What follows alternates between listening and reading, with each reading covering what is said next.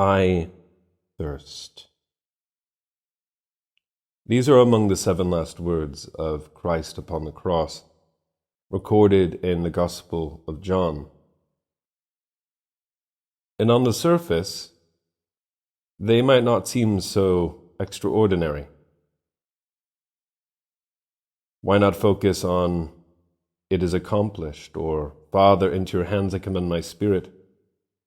And of course, one could easily naturalize this statement and say that as one would be asphyxiating upon the tree, it is natural that one would be thirsty.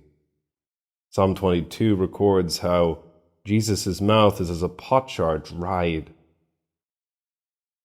And yet, Mother Teresa of Calcutta meditated upon the words "I thirst" and discovered what is perhaps one of the most powerful meanings behind Jesus' statement.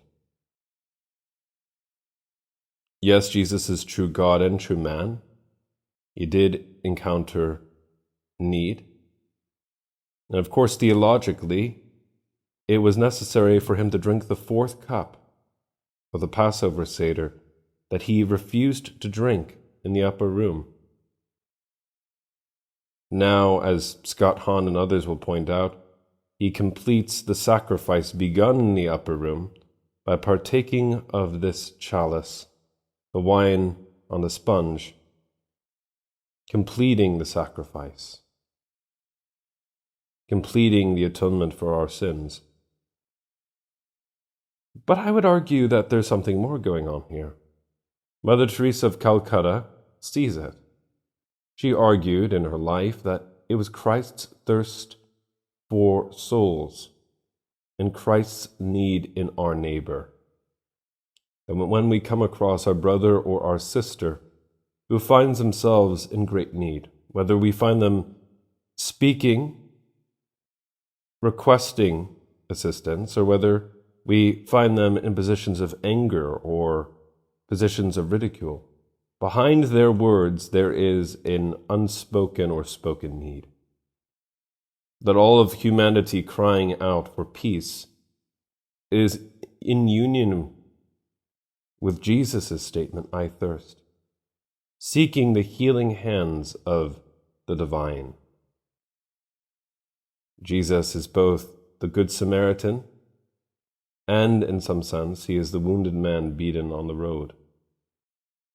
Jesus is both the priest, sinless, perfect.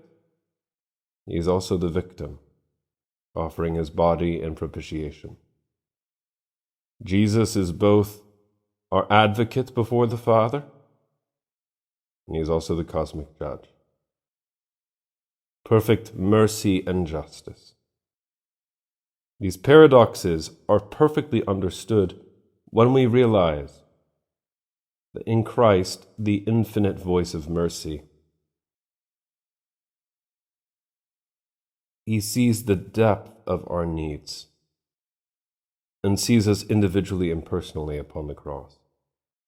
If you have a crucifix before you, or can find an image of Jesus crucified, if you could meditate on it for merely 15 minutes, looking into the face of the crucified, you can realize in that one moment, as the veil of the temple is torn, as the earth quakes, as voices are hushed and stilled, but truly, he is thinking personally and individually of you. And that this gift has been given that you might have life. That is why he has given his own in exchange for yours and mine. This is why this instrument of torture, a sign of horror in the ancient world, was suddenly taken up by the Apostle Paul only 2 decades after the event as the sign of life, declaring that he will boast in nothing except the cross of Christ, and that he has been crucified with Christ. That the Son of Man has given his life for love of him.